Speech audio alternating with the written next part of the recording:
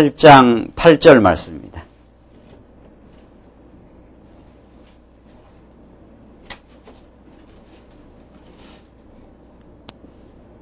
네, 우리 하나님 말씀 신약성경 요한계시록 8장 8절 말씀입니다. 네, 이제 찾으신 줄 알고 봉독 드리겠습니다.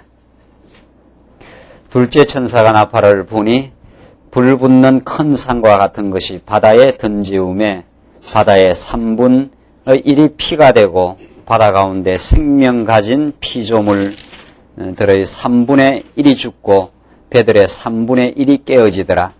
셋째 천사가 나팔을 부니 횃불같이 타는 큰 별이 하늘에서 떨어져 강들의 3분의 1과 여러 물샘에 떨어지니 이 별 이름은 쑥이라. 물들의 3분의 1이 쑥이 되매 그 물들이 쓰게 됨을 인하여 많은 사람이 죽더라. 넷째 천사가 나팔을 부니 해 3분의 1과 달 3분의 1과 별들의 3분의 1이 침을 받아 그 3분의 1이 어두워지니 낮 3분의 1은 비침이 없고 밤도 그러하더라. 내가 또 보고 들으니 공중에 날아가는 독수리가 큰 소리로 이르되 땅에 거하는 자들에게 화가 있으리로다. 이 외에도 세 천사의 불나팔 소리를 인함이로다 하더라. 13절까지 우선 봉독드렸습니다.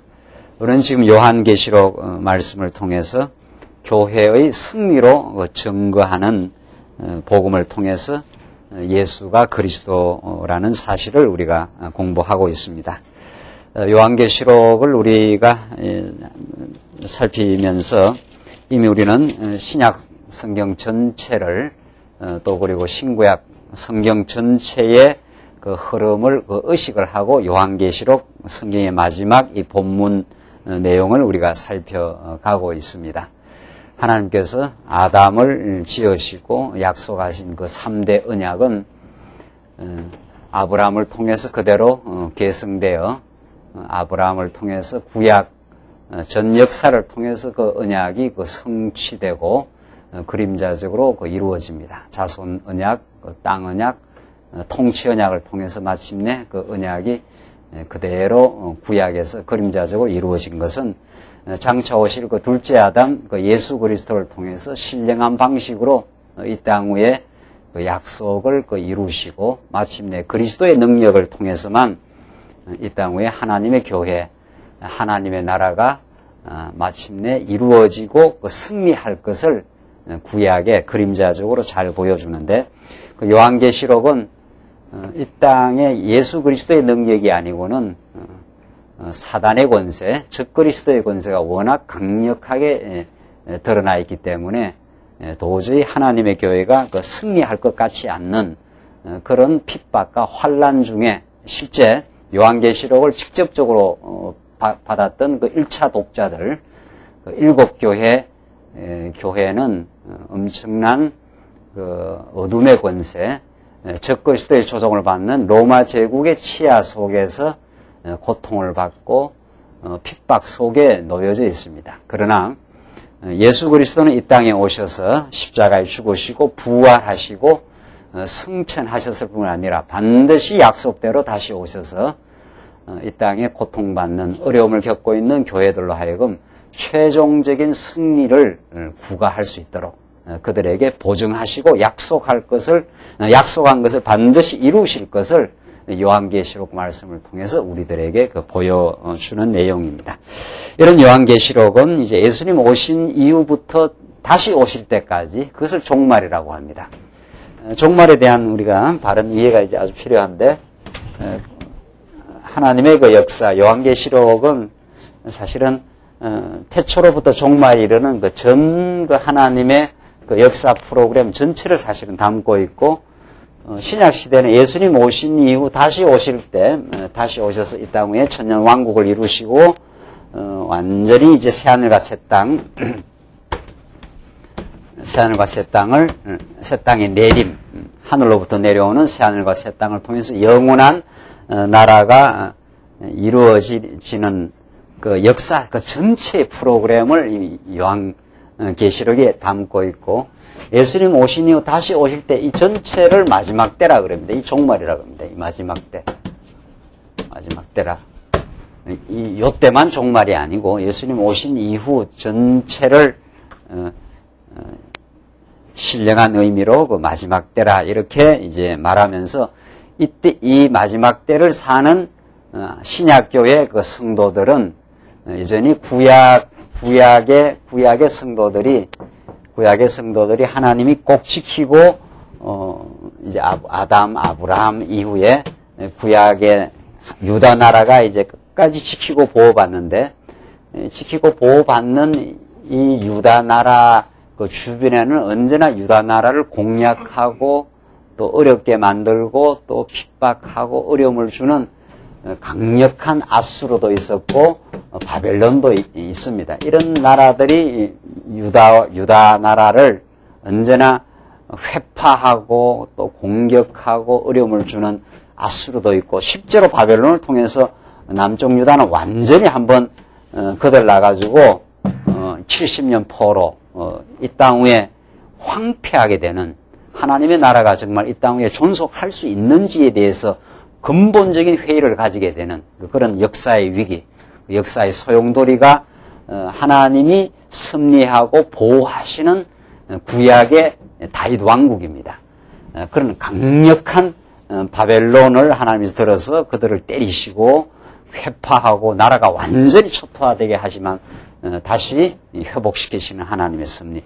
이게 이제 구약의 그림자적으로 하나님의 나라, 하나님의 언약 백성들의 그 나라를 보여줬다면은 신약도 마찬가지. 신약은 영적으로 예수 그리스도가 이 땅에 오셔서 예수님 한 분을 십자가에 매달아 놓고 온 세상이 예수 그리스도를 십자가에 못 박는, 그래서 예수님이 완전히 그 패배한 것처럼 보이는, 그러나 예수님이 패배한 것이 아니라 3일 만에 부활하심으로 그 승리하신 그분이 이 마지막 때 예수님 다시 오시는 이 시대를 예수님이 하늘에서, 하늘 보좌에서 지금 다스리고 보호하시고 인도를 해 가십니다. 구약에서도 구약 백성들이 언제나 강력한 이런 이방 대적들에 의해서 어려움을 겪듯이 신약 시대 때 마지막 때를 사는 신약의 교회도 이 땅 위에 적그리스도의 세력, 어둠의 권세에 의해서 도전을 받습니다. 그러나 하나님께서 그들을 언제나 지키시고 보호하시고, 우리 지난 시간 공부한 내용이, 오늘 계속 공부해 나간 내용이 제3절인데, 제3절 그리스도의 진노와 심판의 모습입니다. 그리스도의 진노. 제2절이 이제 그리스도의 영광과 이제 권능이었습니다. 권능. 이미 앞장부터 7장, 6장, 7장 이 내용부터 이제 그리스도의 영광과 권능을 보여주는 자리에서 인을 뗄 때마다 엄청난 재앙이 일어나고 환란의 모습이 일어나면서 진노의 큰 날, 일이 이르렀으니까 누가 과연 하나님의 무서운 능력 있는 진노 앞에 서겠느냐, 이러면서 진노의 모습이 이제 드러납니다. 진노는 하나님의 교회를 핍박하는 강력한 대적들, 그들에게 퍼붓는 진노입니다. 그럼 무슨 진노를 통해서 또 불택자를 사로잡고 있는 적그리스도의 세력을 완전히 괴멸하시고, 그러나 하나님께서는 언약 백성들은 14만 4천으로 상징되는 언약 백성들을 철저하게 이제 보호하시고 지켜주시면서 어린 양의 피로 그들을 다 씻어가지고 깨끗하게 하시고 그들을 보호하시고 마침내 그들의 모든 눈물들을 다 씻어주시는, 구원하시는 하나님의 능력을 우리 지난 시간까지 배웠습니다. 오늘 8장 내용 계속 이제 내는 내용이 마지막 7째입니다. 인 하나하나를 뗄 때마다 굉장한 재앙의 모습, 진노의 모습을 드러냈는데, 이 진노는 우리 언약 백성들에게는 굉장한 복음입니다, 사실은. 이 진노는 구약에도 이제 우리 나오잖아요. 이사야에서도 진노는 이 불택자들한테는 이건 완전히 재앙입니다. 불택자들에게 완전한 이게 멸망시키기 위한 진노고, 택한 백성들에게 하나님께서 진노하시는 것은 이건 사랑의 채찍입니다. 사랑의 채찍. 때려서 이제 그들로 하여금 다시 회복하시려고, 때려가지고 회복하시려고 하는 진노고, 불택자들에게, 적그리스도에게 퍼붓는 진노는 너희들이 하나님의 택한 백성들을 왜 건드렸느냐. 그래서 하나님께서 아수르도 다 진노해서 없애버리고 바벨론도 진노해서 완전히 없앰으로 하나님의 그 아수르 바벨론으로 상징되는 엄청난 그 강력한 세력이지만은 이스라엘 백성들과 비교되지 않는 세력입니다. 그 세로 본다 뭐 100대 1이나 될지 그 세력, 그 힘의 그 비율로 본다면 말이죠. 그 엄청난 그 아수르 바벨론들을 하나님의 그 능력의 손이 임하면은 그 진노를 퍼부으면은 완전히 그들을 괴멸시키고 멸망시켜 버립니다. 그때 이스라엘 백성들이 이제 깨닫습니다. 역시 하나님이 여호와십니다. 하나님 참으로 능력 많으신 분이고 우리들을 그렇게도 괴롭혔던 그 대적들을 완전히 괴멸시킬 수 있는 능력자 여호와십니다 하면서 그걸 깨닫고 이제 찬양하게 됩니다. 그 이사야서의 이방 대적들에 대해서 뭐 쭉 열거되면서 에돔, 뭐 바벨론 쭉 열거하면서 블레셋 그 이방 대적을 그 진노하는 모습인데 오늘 이 본문은 신약적으로 적그리스도에 대해 퍼붓는 이 진노를 우리가 계속 보게 됩니다. 한 8절 다시 보시죠. 8절 그 앞에서도 이제 그 첫째 천사 그 7절에 첫째 천사가 나팔을 부니 피 섞인 우박과 불이 나서 그러면서 막 수목의 3분의 1이 다 타고 사위지는 모습. 8절 오늘 보시면 둘째 천사가 나팔을 부니 불 붙는 큰 산과 같은 것이 바다에 던지음에 바다의 3분의 1이 피가 되고 바다 가운데 생명 가진 피조물들의 3분의 1이 죽고 배들의 3분의 1이 깨어지더라. 그래서 이 온 지구상에 있는 바다 가운데 있는 생명 가진 피조물의 3분의 1이 다 죽어나가니까 얼마나 큰 그 재앙의 모습입니까? 10절 셋째 천사가 나팔을 부니 계속 이제 그 천사의 나팔이 불 때마다 진노의 모습이 나오는데 횃불 같던 타는 큰 별이 하늘에서 떨어져 강들의 3분의 1과 여러 물샘에 떨어지니 이 별 이름은 쑥이라. 물들의 3분의 1이 쑥이 되며 그 물들이 썩게 됨을 인하여 많은 사람이 죽더라. 그러니까 횃불 타는 큰 별이 하늘에서 떨어져 가지고 강들의 3분의 1, 또 그리고 여러 물샘에 다 떨어지니까 그것이 쑥이 되어서 그 물이 써지니까 많은 사람들이 죽어나갑니다. 12절 넷째 천사가 나팔을 부니 해 3분의 1과 달 3분의 1과 별들의 3분의 1이 침을 받아 그 3분의 1이 어두워지니 낮 3분의 1은 비침이었고 밤도 그러하더라. 자, 그러니까 온 그 우주를 밝히는 해와 달의 3분의 1이 다 그 어둡게 되는 그런 일이 일어나서 그러니까 이 바다의 생물들도 죽어나가고 또 물샘이 썩게 돼가지고 물샘이 썩게 돼서 많은 사람이 죽게 되고 우주가 어두워지는 해와 달도 3분의 1이 어두워지는 그런 모습들. 그 다음 13절 보십시오. 내가 또 보고 들으니 공중에 날아가는 독수리가 큰 소리로 이르되 땅에 거하는 자들에게 화가 있으리로다. 이 외에도 새 천사의 불나팔 소리를 인하여 인함이로다 하더라. 이 화가 진노가 이제 우주에 떨어지는 온 그 우주와 지구상의 하나님의 그 진노의 모습, 하나님의 그 진노를 행하시는 그 능력의 모습입니다. 결국은 하나님께서 구약식으로 말하면 이 아수르 바벨론들이 얼마나 그 강력한 그 세력입니까?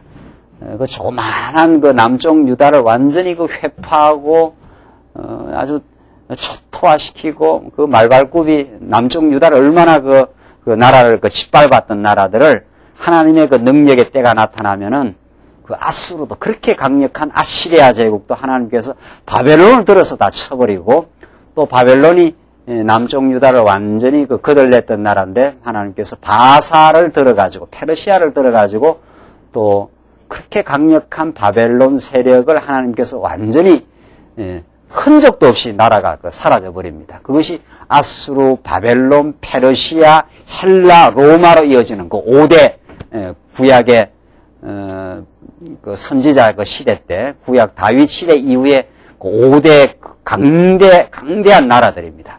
아수르, 바벨론, 페르시아, 그 다음 헬라, 그리스 제국, 헬라, 그리고 예수님 당시에 로마로 이어지는 이 5대 아주 강대한 그 제국들, 그 한 시대를 풍미하고 한 시대에 강력한 그 힘을 발휘하는 것 같이 역사의 주인처럼 등장한 그 아수르, 바벨론들은 그 뒤에 드러난 강대국에서 흔적도 없이 사라져 버린다는 거죠.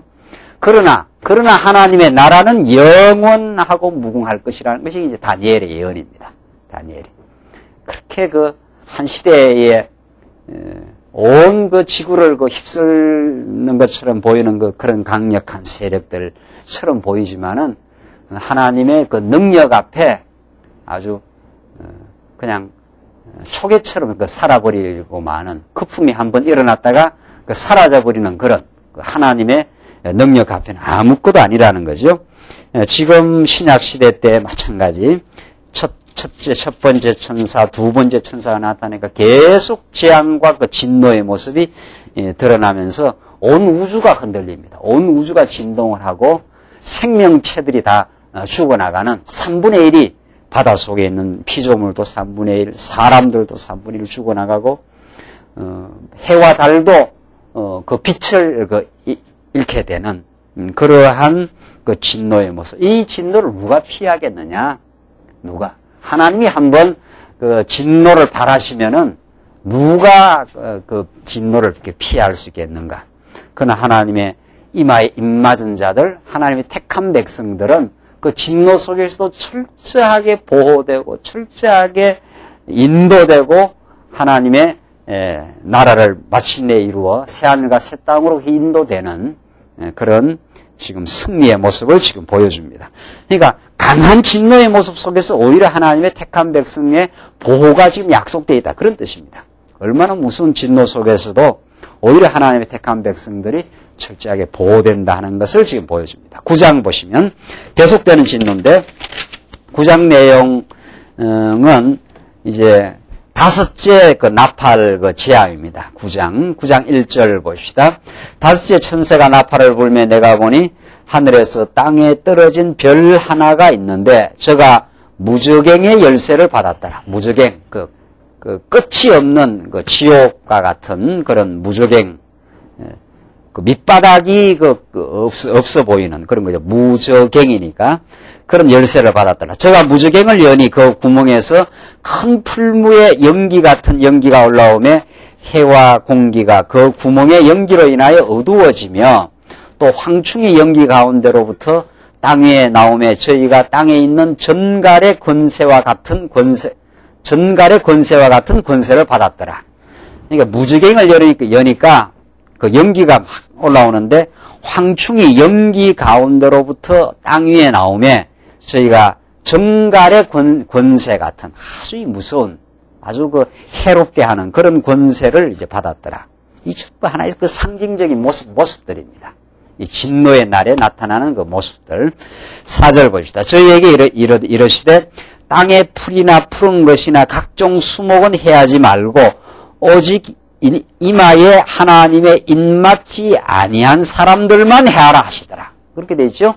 하나님 진노를 하시는데 아주 그 무저갱을 열어놨으니까 이 지옥의 권세들이 올라오는 그런 그 모습이죠. 황충이 전갈의 전갈의 그 권세를 가지고 있으니까 얼마나 그 해롭게 하는 그 권세입니까?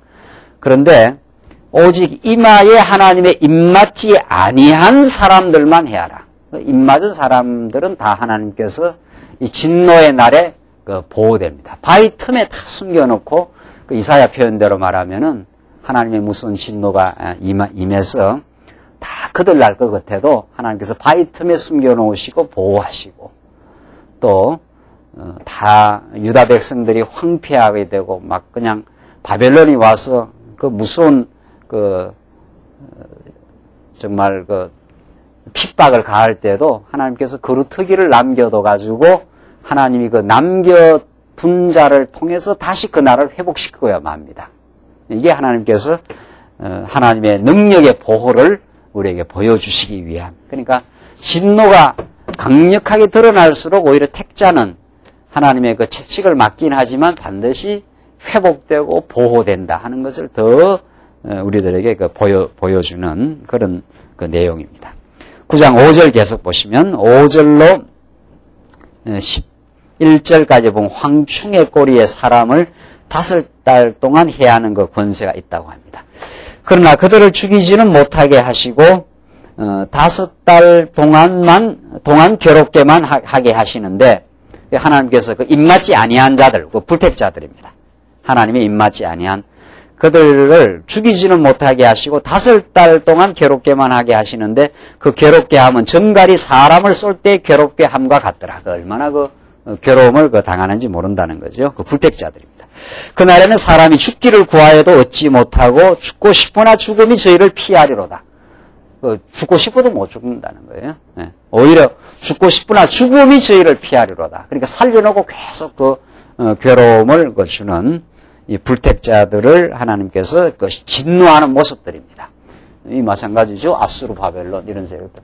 너 왜 아수르가 아주 교만했습니다. 하나님의 그 북이스라엘을 아주 멸망시키고 남쪽 유다 히스기야 시대까지 아수르의 그 대범람이 남쪽 유다를 완전히 쓸어버리려고 히스기야 시대 때 완전히 그 포위를 해가지고 하나님의 그 백성들을 농락을 했습니다. 너 여호와를 믿고 살 줄 아느냐? 이 아수르 랍사게가 그 산헤립 왕 그 군대 장관 랍사게가 와가지고 막 그 히스기야 시대 때 그 백성들을 농락하고 여호와 이름을 완전히 그 훼손하고 막 그랬지 않습니까?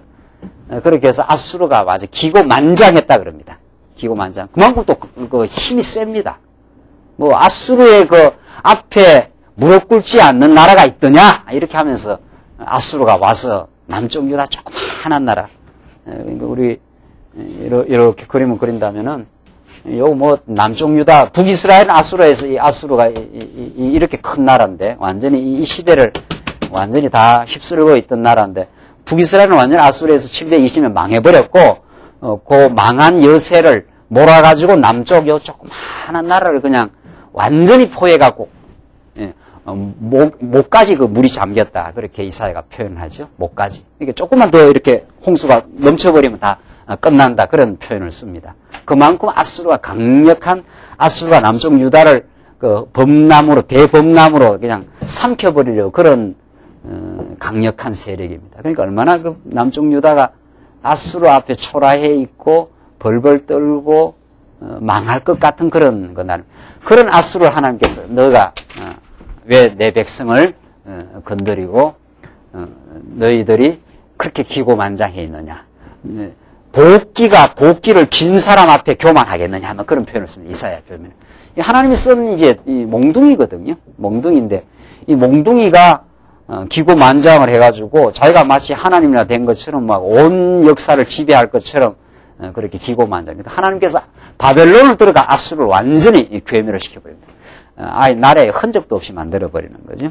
이때 이제 남쪽 유다 백성들이 이제 하나님의 그 큰 능력을 보고 그 하나님의 진노의 날 바벨론을 들어서 아수르를 괴멸시키는 그날 이스라엘 백성들은 정말 그 여호와십니다.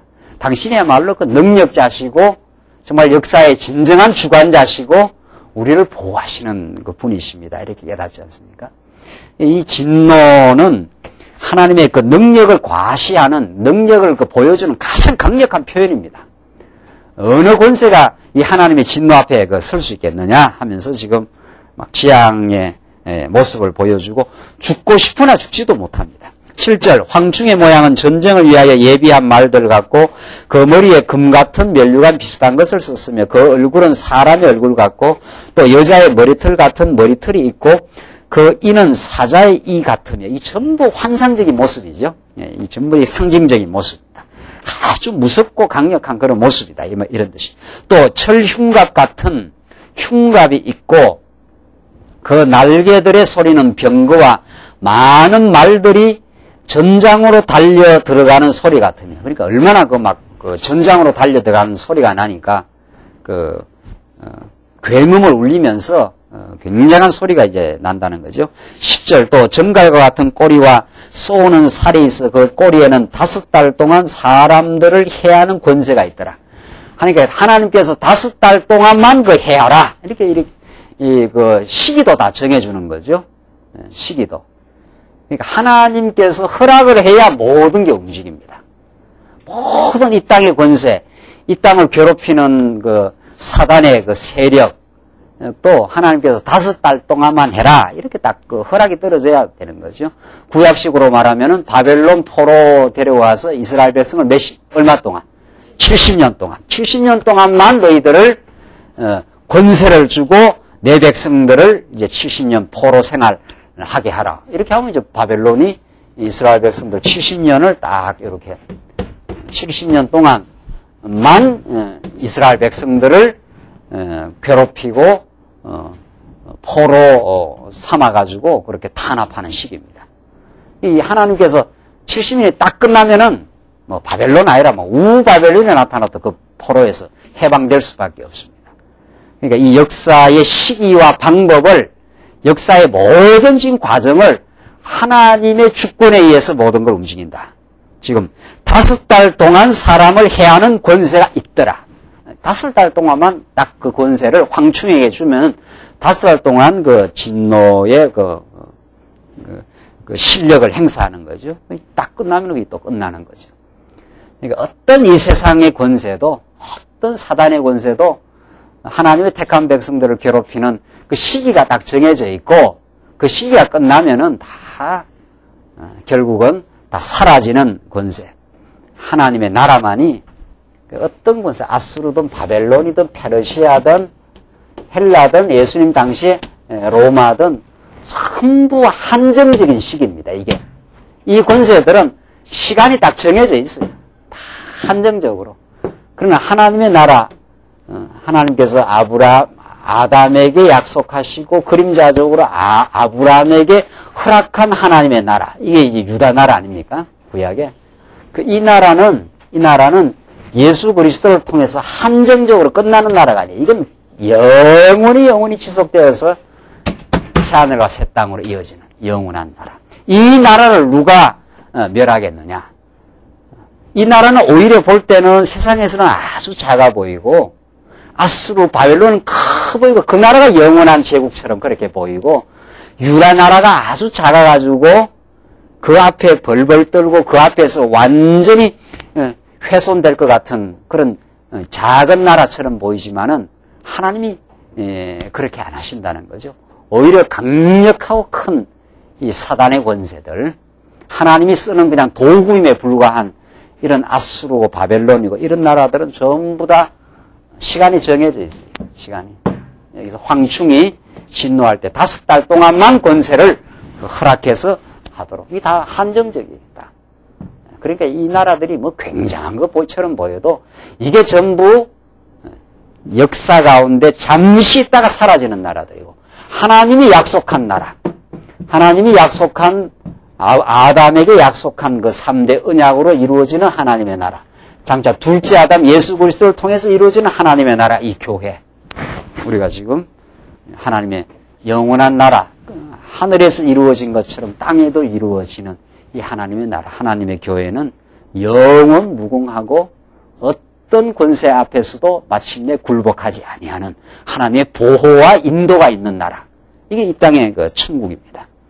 그래서 어떤 것도 이 땅에 영원한 것이 없고 하나님의 영원한 경륜과 사랑만이, 우리 하나님의 나라만이 영원하다 하는 것을 잘 보여줍니다. 11절, 저희에게 임금이 있으니 무적에게 사자라. 히브리어로는 이름은 아바돈이요, 헬라어로는 이름은 아볼루온이야. 이게 그 뜻이 파괴입니다. 파괴.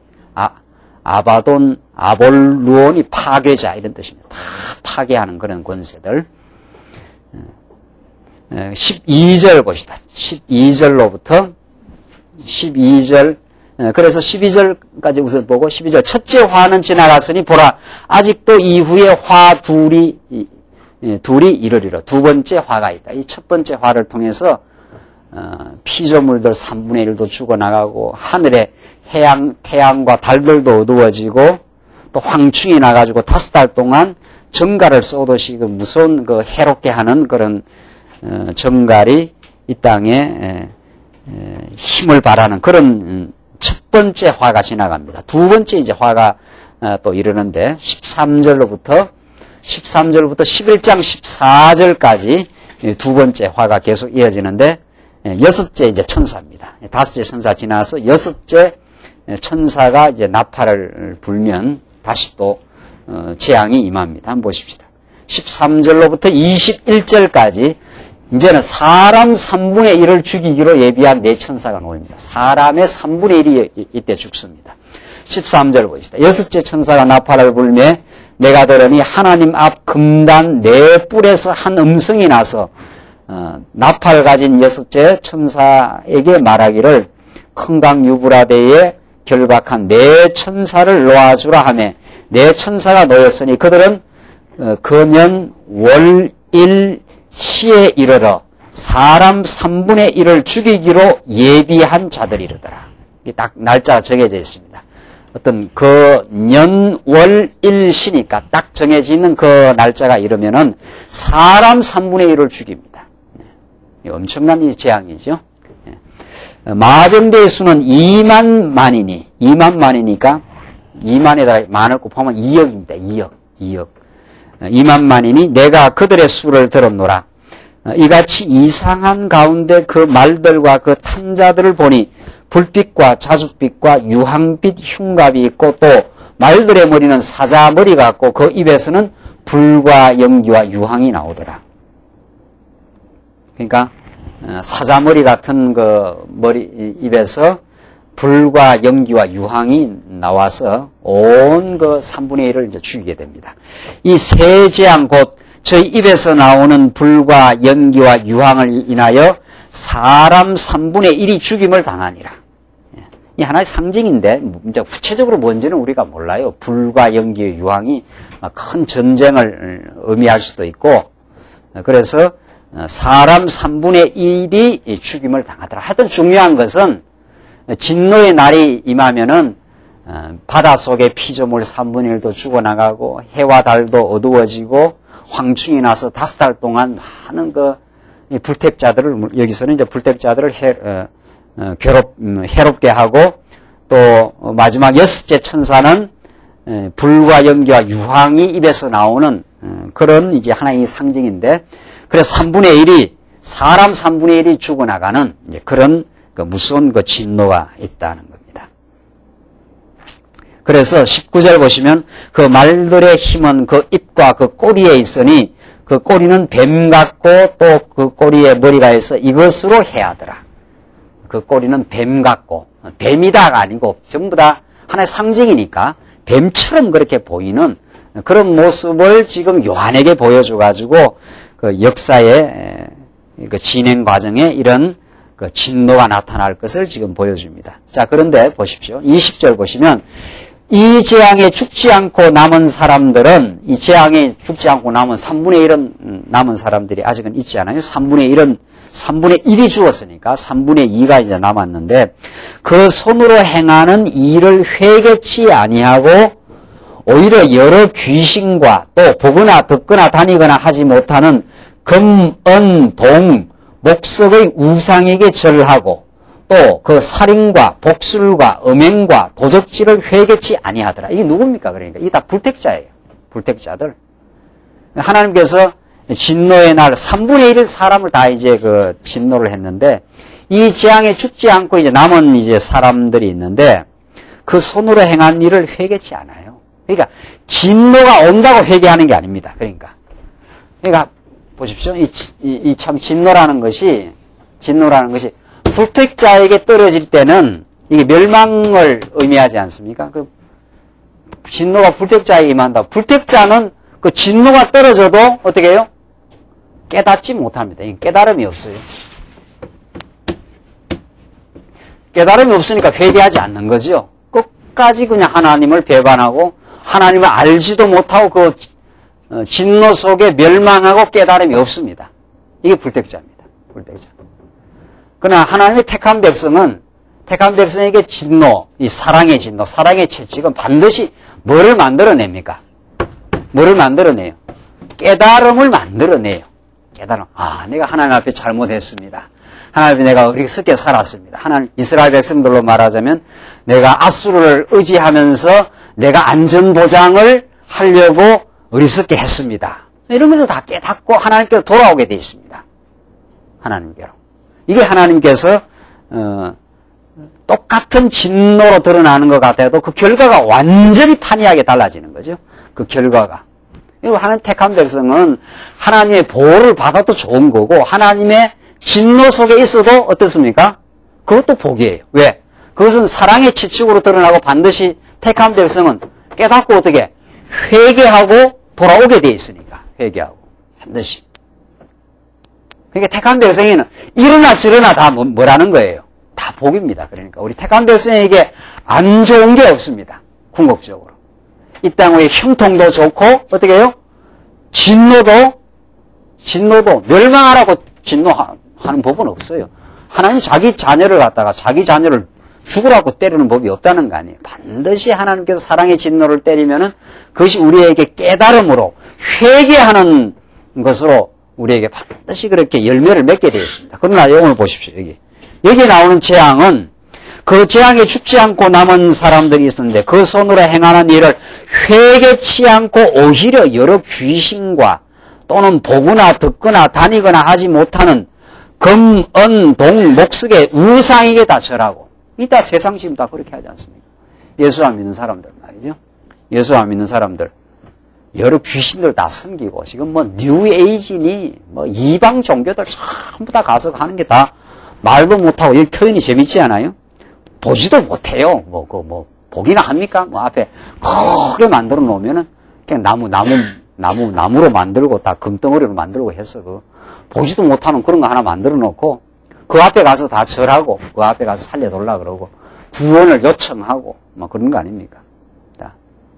그러니까 보지도 못하고 듣지도 못하고 다니지도 못해요. 전부 다. 아무 능력이 없다 이 말이죠. 아무 능력이 없는 그런 그 우상 앞에 가서 옛날에 집 지어놓고 돼지머리 해놓고 우리 군에서 그렇게 하더라고요. 군에서 큰 무슨 이렇게 건물 하나 지어놓고 제사 드린다고 돼지머리 딱 돼지 하나 잘라놓고 거기다가 돈을 딱 낀가갖고 말이죠. 그 입에다가 돈 딱 낀가가지고 그 앞에 막 대대장이고 소대장이고 다 넙죽넙죽 절하고 그랬습니다. 그래갖고 그 옛날 다 풍습 아닙니까? 그 돼지 목 잘린 돼지가 무슨 영험함이 있어가지고 그 건물을 지키겠느냐 말이죠. 인간이 그렇게 어둡습니다. 어두워요. 예수 그리스도를 모르는 불택자들이 그렇게 어두워요. 곧 사라질 나라들인데 아수르 바벨이 곧 사라지는 나라거든요. 한 시대만 잠시 능력을 발휘하다가 그냥 사라지는 나라들이에요. 그 뒤에 더 큰 능력이 임하면은 물론 다 하나님께서 주장하죠. 그런데 자기들이 막 세상을 지배하는 것처럼 그렇게 기고만장하고 그런 거죠. 하나님의 택한 백성은 정말 하나님의 자녀는 하나님 잠시 몰라가지고 우리가 자기 의를 드러내고 뭐 능력이나 있는 것처럼 하다가 쾅 두드리게 맞으면 우리는 어떻게 해요? 멸망하는 게 아니고 우리는 채찍을 맞으면 아이고 하나님 내가 아무것도 아닙니다. 하나님이 지켜서 지금까지 보호함을 받았고 하나님의 능력으로 살았고 하나님의 능력으로 내가 건강하게 이렇게 살고 있습니다. 하나님이 잠시만 우리 건드려버리거나 하나님께서 잠시 우리를 떠나가면은 우리는 그냥 쓰러지는 존재들이에요. 그래서 우리 하나님 택한 백성들에게 사랑의 진노는 큰 깨달음을 주시고 하나님께로 돌아오게 만들고 정말 그 진노 속에서 보호함을 받고 그렇습니다. 그러나 불택자는 하나님께서 두드리게 패면은 두드리게 패는 게 아니에요. 아주 멸망으로 회개 안 해요. 죽어도 회개 안 해요. 회개할 수도 없죠. 깨달음을 안 주는데 그들에게는 눈을 멀게 만들어놨기 때문에 끝끝내 금, 은, 동, 목석의 우상에게 절하고 그 살인과 복술과 음행과 도적질을 어떻게 해요?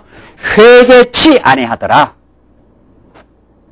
그러나 하나님의 백성들은 다 이 남쪽 유다도 다 범죄했거든요. 남쪽 유다도 우상에게 절하고 전부 어리석게 우시아 왕은 말이죠. 월권해가지고 막 자기가 왕 노릇이나 하지 말이죠. 제사장 노릇 한다고 이마에 전부 다 문둥병이 생기고 아하스 왕은 그냥 가서 다메섹의 단을 보고 와서 변절을 하고 형편없습니다. 남쪽 유다도 그 행위로 말하면 그러나 하나님께서 70년 하나님께서 바벨론 그 강력한 세력을 들어가서 한번 회파하고 다시 회복하니까 돌아와서 얼마나 회개하고 돌아옵니까? 돌아오자마자 성전 짓고 난리예요. 그 에스라 느헤미야가 다 그런 거 아닙니까? 70년 포로에서 돌아와서 이스라엘 백성들 돌아와가지고 돌아오자마자 하나님 섬기려고 성전을 다시 짓고 돌아와서 그 성전 지대가 놓는 걸 보고 그 기초가 놓는 걸 보고도 막 통곡을 했다는 거 아닙니까? 그 옛날 성전을 본 사람들, 그 나이 많은 사람들, 그죠? 그 성전에서 우리가 너무도 하나님 떠나서 살았습니다. 우리가 하나님 그 풍성한 은혜를 베풀었는데 다윗 솔로몬 시대에 그 찬란한 하나님의 은혜를 베풀었는데 그 은혜를 우리가 알지 못하고 감사치 않고 하나님께 영광을 돌리지 않아서 우리가 너무도 어리석게 살았습니다. 하고 돌아와서 얼마나 많이 회개하고 감사하고 하나님께 영광을 돌리고 성전을 짓고 말이죠. 이게 70년 포로에서 돌아와서 이스라엘 백성들이 너무도 감격했던 세월들입니다. 하나님께서 우리를 그렇게 하셔요. 부택자는 아주 진노해버려가지고 회개치 않고 그건 알지도 못해요. 그러니까 우리는 때리고 나면 반드시 새로운 깨달음을 얻습니다. 하나님 앞으로 다시 돌아오고 하나님의 은혜와 보호 속에서 그래서 전날에 하나님 많이 떠나서 살고 인정하지 않았던 우리의 어리석음을 깨닫고 범사의 하나님을 인정하는 회개하게 되는 새로운 인생이 되는 이게 하나님 하시는 일입니다. 그러니까 그게 너무도 다르잖아요. 너무도 동일한 진노처럼 보여도 불택자에게는 아주 멸망으로 이르러 깨닫지 못하게 하지만 택한 백성은 때려가지고 회복시키는 깨닫게 하시는 그러니까 하나님 택한 백성에게는 형통도 좋고 뭐도 좋아요? 진노도 좋은 거예요. 진노도. 그 진노가 우리를 얼마나 깨닫게 하고 돌이키고 정말 하나님의 은혜를 발견하게 하는 데는 필요한 일인지 모릅니다. 이미 그러니까 여러분과 저는 택한 백성이니까 무엇이든지 어떻게 해요? 무슨 일이 일어나도 뭐 재앙 올까 염려할 하나도 없어요. 우리는 재앙 없는 거예요. 재앙 없어요. 우리 그 확신이 있단 말이죠. 예, 그 확신. 사람이 어려워져도 또 어떤 마음에 힘든 일이 생겨도 집안에 어려운 일이 생겨도 이게 재앙이 아니에요. 절대로 택한 백성에는 재앙이 없어요. 재앙이 없어요. 사랑의 진노와 깨닫게 하시는 하나님의 그 교육적인 섭리가 있을 뿐이라는 거죠. 반드시 그걸 겪고 나면 더 좋아지고 새로워지고 더욱 전날보다 하나님 앞으로 더 부복하는 역사가 반드시 있습니다. 그러나 이 불택자들 보십시오. 그 무서운 재앙이 3분의 1이 사람이 죽어나는 재앙이 일어났는데도 하나님께서 눈을 감겨놨기 때문에 회개치 않는다고 2번이나 강조하잖아요. 그 손으로 행하는 일을 회개치 않고 21절 마지막에 살인과 복수가 음행과 도둑질을 어떻게 해요? 회개치 아니하더라. 이들에게는 깨닫는 영을 안 줍니다. 깨닫는 영을. 그러니까 하나님의 택한 백성은 지금 안 돌아오면 반드시 다음에 돌아옵니다. 여러분과 저는 어떤 식으로 두드리고 맞고 지금 돌아왔잖아요. 어떻게든지 두드리고 맞고 돌아왔어요. 그 사랑의 채찍, 사랑의 간섭, 사랑의 보호 속에 돌아와요. 하나님 택한 백성은 절대로 안 버립니다. 때가 되면 반드시 어떻게 해서든지 하나님께서 자기 백성을 찾는 때가 있다고 합니다. 그걸 우리가 믿는 거죠. 그거 안 믿고 우리가 불안해서 살겠어요? 우리 자신도 그렇고 우리 자녀들도 그렇고 다 하나님께서 꼭 택한 백성은 간섭하시고 그 뜻대로 안 되게 하시고 반드시 꺾어가지고 하나님의 자기 사람으로 만드시는 그 놀라운 섭리가 있다는 거죠. 그래서 이 진노 속에서도 우리 택한 백성은 그 앞에도 나왔지 않아서 오직 이마에 하나님의 입맞지 아니한 사람만 해하라. 하나님께서 이 해를 그냥 주나요? 우리를 때려도 해롭게 하려고 때리는 게 아니라는 거죠. 깨닫게 하려고 때려서 하나님께서 보호하신다. 10장 내용 보십시다. 자, 그렇게 해서 이제 계속 10장과 11장은 이제 마지막 7째 천사, 6째 천사까지 나왔지 않습니까? 내용 흐름을 잘 한번 보십시오. 6째 천사까지 계속해서 진노가 이제 하나님의 진노가 나타나면서 마지막 6째 천사는 재앙이 마지막 3분의 1의 사람이 죽는 재앙이 일어나도 안 돌아왔지 않았어요? 그러고 나서 이제 10장, 11장 7째 천사가 있기 전에 10장, 11장이 그 일곱째 천사의 그 나팔이 불기 전에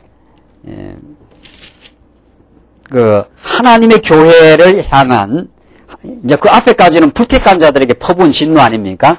10장, 11장 이 내용은 이제 하나님의 교회를 향한 하나님의 뜻이 이제 10장, 11장에 이제 나타납니다. 그것이 그 작은 책을 하나님께서 보여주시고 그 다음에 11장에 그 두 정인이 하나님의 진리를 맡은 두 정인, 하나님의 복음의 정인입니다. 하나님의 교회, 진리를 증거하는 하나님의 정인들이 어떤 환난을 겪게 되고 그러나 그들을 하나님께서 보호하시고 인도해서 승리의 길로 인도해 가실 것이라 하는 그 11장까지의 하나님의 택한 백성, 하나님의 교회를 향한 뜻. 그러니까 이게 지금 계속 진노의 모습 아닙니까? 하나님께서 그리스도께서 진노하시고 이제 마지막 그 큰 성 바벨론, 최고의 큰 성, 적 그리스도를 향한 그 심판이 이제 마지막에 나타나는데 이 진노가 계속 이루어져 가는 가운데서 하나님의 교회가 어떤 사명이 주어지고 어떻게 그 하나님의 진리를 지켜가게 될 것이라는 것을 10장, 11장에 그 삽입하는 그 내용으로 들어가 있습니다. 그 진노 속에. 이걸 보시면은 하나님의 교회가 어떤 상황 속에서 하나님의 진리를 지켜나가고 복음을 증거하게 될 것이라는 것이 잘 나타나 있습니다. 그러니까 여러분들 계시록은 그냥 종말 때 일어나는 어떤 하나님의 어떤 사건인데 이렇게 보면 안 돼요. 계시록은 이미 예수님 당시 계시록은 7교회를 향한 그 말씀 아닙니까? 7교회. 1차 독자가 7교회예요. 7교회가 계시록을 직접 듣는 1차 독자라 그럽니다. 그렇죠? 그러니까 고린도 전후서의 1차 독자가 누굽니까? 1차 독자가. 고린도 교회지, 고린도 교회. 그렇죠? 그 고린도 교회라는 상황 속에 하나님께서 바울에게 영감을 줘가지고 분열하고 있는 고린도 교회를 하여금 화합케 하는, 화목케 하는 복음을 고린도 교회에 주신 거죠. 그게 1차 독자입니다. 그러나 고린도 교회는 고린도 교회 성도, 고린도 전서는 고린도 교회만 읽는 게 아니죠. 오고 오는 어때요? 예수님 오셔서 새하늘과 새 땅을 이룰 때까지 신약의 모든 성도가 어떻습니까? 읽는 말씀이죠. 1차 독자를 향하고 있죠. 마찬가지 요한계시록도 7교회를 향한 하나님의 놀라운 위로와 소망과 그리스도의 승리를 보여주는 말씀이지만 마찬가지로 오고 오는 세대에 전체 교회에 주신 말씀이고 또 종말이라는 것이 요때만이 아니에요. 요때만이 아니에요. 이 마지막 때 전체를 향한 하나님의 뜻이 이 요한계시록에 담겨 있습니다. 그러니까 우리가 예수님께서 부활 승천하시고 성령을 보내주시면서 성령이 오시면 너희가 권능을 받고 예루살렘과 유다와 사마리아 땅끝까지 이르러 어떻게 해요?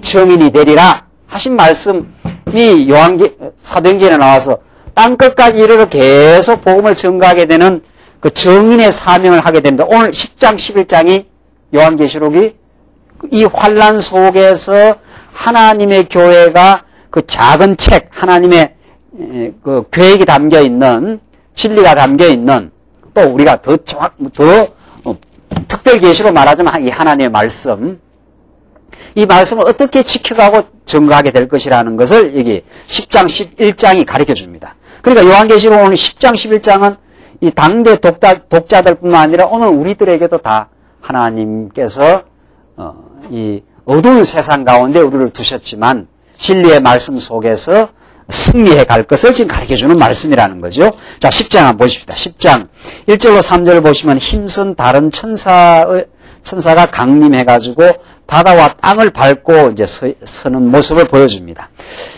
내가 또 보니 힘센 다른 천사가 구름을 입고 하늘에서 내려오는데 그 머리 위에 무지개가 있고 그 얼굴은 해 같고 그 발은 불기둥 같으며 그 손에 펴 놓인 작은 책을 들고 나오죠. 책이 있는데 펴 놓인 작은 책이 이제 작은 책을 들고 있습니다. 그 힘센 천사가 그 오른발은 바다를 밟고 왼발은 땅을 밟고 이 굉장한 모습이죠. 천사가 엄청나게 큰 모습입니다. 그 오른발은 바다를 밟고 왼발은 땅을 밟고 서 있으니까 사자에 부르짖는 것 같이 큰 소리로 외치니 외칠 때에 일곱 우레가 그 소리를 바라더라. 자, 이런 거 천사의 모습을 보여주고 4절로 보십시다. 4절로 7절에 이 강림한 천사가 하나님의 비밀이 공개될 것을 이제 맹세를 합니다. 자, 이 강림한 천사가 하나님의 비밀이 공개될 것을 이제 보여주는데 4절 보십시다. 일곱 우레가 바랄 때 내가 기록하려고 하다가 곧 들으니 하늘에서 소리나서 말하기를 일곱 우레가 바란 것을 임봉하고 기록하지 말라 하더라. 자, 이 하나님의 뜻이 이제 드러나는데 그 요한에게 들리는 소리가 그것을 일곱 우레가 바란 것을 임봉하고 다 봉을 해버리고 기록하지 말라 이렇게 말합니다. 그리고 5절을 보시면 내가 본 바 바다와 땅을 밟고 섰는 천사가 하늘을 향하여 오른손을 들고 세세토록 살아계신 자 곧 하늘과 그 가운데 있는 물건이며 땅과 그 가운데 있는 물건이며 바다와 그 가운데 있는 물건을 창조하신 이를 가르쳐 맹세하여 가로되, 자, 그러니까 이 세세토록 살아계신 하나님 앞에서 이제 맹세하는 내용이죠. 온 우주 만물을 창조하신 분인데 이를 가르쳐 맹세하여 가로되 지체하지 아니하리니 일곱째 천사가 소리내는 날 그 나팔을 불게 될 때에 하나님의 비밀이 그 종 선지자들에게 전하신 복음과 같이 뭐라 그랬습니까? 이루리라 이렇게 돼 있어요. 이게 이제 일곱째 천사가, 자, 우리가 여섯째 천사까지 이제 그 나팔을 불면서 계속 진노의 모습이 나타나지 않습니까? 근데 진노 속에서 언제나 택한 백성은 14만 4천, 14만 이 진노 속에서도 보호받았고, 그러니까 진노 속에 택한 백성은 언제나 그 보호가 되고 있습니다. 진노는 불택자들에게는 멸망으로 드러나고 택한 백성들에게는 보호로 이제 보호가 되는 것을 여섯째 나팔까지 이제 보여줬지 않습니까? 그 일곱째 나팔이 이제 불게 되면은 그것이 구약의 그 종 선지자들에게 전하신 복음과 같이 이루게 된다.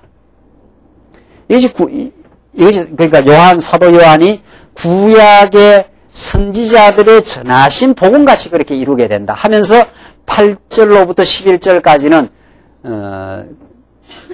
그 작은 책을 이제 먹게 되고 먹어서 단 말씀처럼 먹게 되고 그것으로 예언하게 되는 걸 이제 바라게 됩니다. 그것까지 읽고 이제 마지막 결론을 지어줍시다. 8절 봅시다. 하늘에서 나서 내게 들리는 음성이 내게 대하여 말하여 가로되 내가 가서 바다와 땅을 밟고 섰는 천사의 손에 펴놓인 책을 가지라 하기로 내가 천사에게 나아가 작은 책을 달라 한즉 천사가 가로되 갖다 먹어버리라. 내 배에는 쓰나 내 입에는 꿀같이 달리라 하거늘. 이게 이제 하나님의 말씀을 뜻합니다. 하나님의 경륜이 담긴 그 책입니다. 그냥 그걸 이제 먹어버리라는 거예요. 그걸 소화해서 먹어버리라는. 이게 이제 에스겔의 하나님께서 에스겔 선지자에게 동일한 이런 표현을 씁니다. 10절 보십시오. 내가 천사의 손에서 작은 책을 갖다 먹어버리니 내 입에는 꿀같이 다나. 이 하나님의 계획, 하나님의 뜻, 하나님의 말씀, 다 그런 뜻이에요. 하나님의 말씀이 꿀송이처럼 달다는 그 시편의 표현이 있지 않습니까? 내 입에는 꿀같이 다나 먹은 후에는 내 배에서는 쓰게 되니라. 그 하나님의 말씀을 아주 꿀같이 먹고 하나님의 뜻을 받아서 그것을 이제 그 뜻이 그대로 선포되면 역사 가운데 실현돼요. 에스겔에도 그대로 나오는데 이 표현이 그 실현되는 과정에 택한 백성들은 이제 환난과 어려움을 겪게 되지만 이제 보호를 받게 되는 거죠. 그 쓰다는 말이 그 환난을 상징하고 11절 저가 내게 말하기를 내가 많은 백성과 나라와 방언과 임금에게 다시 뭐라 그랬습니까? 예언하여야 하리라 하더라. 자, 이런 이제 그 구약의 선지자들에게 전하신 복음처럼 그 이루게 되는 그 말씀을 작은 책이라는 하나의 그 비유를 들어가지고 그걸 먹으란 말이에요. 작은 책을 그냥 먹어버리라는 거예요. 그럼 그것이 이제 굉장히 그 달다는 거예요. 달고 그것이 예언의 말씀으로 선포되게 된다. 우리 에스겔서 한번 보십시다. 에스겔 3장 1절 한번 보십시다. 3장. 구약. 이 표현이 그대로 나와 있는가 한번 보십시다. 에스겔, 예레미야, 에스겔은 3장, 2장 8절부터 한번 봅시다. 2장 8절. 지금 사도 요한은 에스겔 말씀을 그대로 신약적으로 지금 설명을 해가고 있습니다. 에스겔 2장 8절 한번 봅시다. 인자야 내가 내게 이르는 말을 듣고 그 패역한 족속같이 패역하지 말고 내 입을 벌리고 내가 내게 주는 것을 먹으라 하시기로 내가 보니 한 손이 나를 향하여 펴지고 그 손에는 뭐라고 했습니까? 두루마리 책이 있더라. 두루마리 책이 하나님이 에스겔에게 주신 미래에 대한 예언입니다. 앞으로 어떻게 된다 하는 그 예언이에요. 그가 그것을 내 앞에 펴시니 그 안팎에 글이 있는데 애가와 애곡과 재앙의 말이 기록되어 있더라. 이게 뭔가 하면은 남쪽 유다가 한 멸망한다 이런 뜻이에요. 멸망하지만 어떻게 해요? 반드시 회복합니다. 반드시. 3장 보십시오. 그가 또 내게 이르시되 인자야 너는 받는 것을 먹어라. 너는 이 두루마리를 먹고 가서 이스라엘 족속에 고하라 하시기로 내가 입을 벌리니 그가 그 두루마기를 내게 먹이시되 내게 이르시되 인자야 내가 내게 주는 이 두루마기로 내 배에 넣으며 내 창자에 채우라 하시기로 내가 먹으니 그것이 내 입에서 달기가 뭡니까? 꿀 같더라. 그래서 이 에스겔 선지자도 마찬가지로 하나님으로부터 두루마리 책을 받고 그것을 먹고 그것을 이제 예언을 하게 됩니다. 그것이 재앙이고 애가고 슬픈 노래고 그렇습니다. 그 에스겔이 이제 하나님의 그 심판을 선포하고 에스겔 전반부 마찬가지입니다. 이사야 마찬가지 앞에 그 재앙을 선포합니다. 그러나 에스겔 후반부 보면 얼마나 에스겔은 정말 또 이사야하고는 다른 그 찬란한 그 회복의 모습을 보여줍니다. 하나님께서 그 에스겔 골짜기에서 생기가 들어가면은 죽었던 뼈다구들이 다 생기를 받아서 살아나고 에스겔 마지막 장에 보면 성전에서 물이 나와가지고 그 물이 흘러가는 곳마다 강물이 흘러가는 곳마다 만물이 소생하는 그런 그 환상을 에스겔은 보여줍니다. 마찬가지로 오늘 요한계시록은 에스겔에게 주신 그 환상의 내용을 신약적으로 받아가지고 지금 작은 책을 가지고 있는 작은 책을 보여주면서 천사에게 그걸 먹으라는 거예요. 그리고 온 나라와 방언과 임금에게 다시 예언을 하라. 그러면은 그 예언의 말씀이 그대로 앞으로 이루어지게 될 것이다. 그 예언의 말씀인즉 하나님의 택한 백성, 하나님의 교회를 괴롭힌 모든 사단의 권세는 다 하나님께서 재앙을 다 이루겠다. 그 에스겔도 그렇게 해요. 이방 대적들을 전부 재앙을 줘서 진노해버리겠다. 그리고 하나님의 택한 백성들은 만물이 소생하듯이 다 회복하게 되겠다 하는 것이 이 진노 속에 하나님의 교회에게 주신 사명입니다. 진노 속에. 그 작은 책을 달게 먹는 하나님의 그 증인들이 이 땅 위에서 최종적으로 승리하게 될 것을 이 예언의 말씀이 우리에게 가르쳐주고 있는 거죠. 이게 오늘 여러분과 제가 처해 있는 이 땅 위에 하나님의 진리를 지키고 정인의 삶으로 하나님께서 지키고 보호하고 마침내 승리를 약속하는 약속의 메시지입니다. 그게 구약의 선지자들에게 전해준 복음이 이루어지듯이 구약에도 하나님의 택한 백성을 때리고 그 택한 백성을 괴롭혔던 모든 이방 대적의 진노를 퍼부으신 하나님이 다시 택한 백성을 마침내 회복시키겠다고 하시는 약속대로 구약이 그렇게 그림자적으로 이루시고 예수님의 십자가 부활을 통해서 성취하신 그 하나님이 종말 때 다시 이루겠다 안 이루겠다? 다시 이루시겠다 하는 그 약속의 메시지가 이 10장, 11장으로 이어집니다. 오늘 우리는 10장 내용까지를 통해서 여러분과 저에게도 정말 이 시대의 어두운 세상 가운데 환난 많은 세상 가운데 우리를 두셨지만 작은 책을 아주 달게 먹고 생명의 말씀으로 우리가 먹고 그 말씀으로 반드시 정인으로 하나님이 살아계심을 선포하고 하나님 우리와 함께 계심을 우리가 믿고 나가는 정말 이 시대에 어두운 시대에 참된 진리의 정인으로 살게 하시는 하나님의 약속과 보호가 우리에게 언제나 함께 하십니다. 기도하십시다. 우리 자비하신 하나님 아버지, 어두운 세상 속에 우리를 두셨지만 그래서 사단 권세가 횡행하고 하나님의 교회가 핍박과 어려운 가운데 살아가는 것처럼 보이지만 하나님께서 진리의 말씀을 굳게 세워놓으시고 우리에게 그 진리를 깨닫게 하실 뿐 아니라 이제 참된 증인의 삶으로 살게 하시는 하나님의 보호 속에 우리를 두셨기에 우리 얼마나 마음에 참 평강과 확신과 또 하나님의 언약 성취의 그 놀라운 능력을 바라보면서 우리가 소망 가운데 살 수 있게 하심을 감사합니다.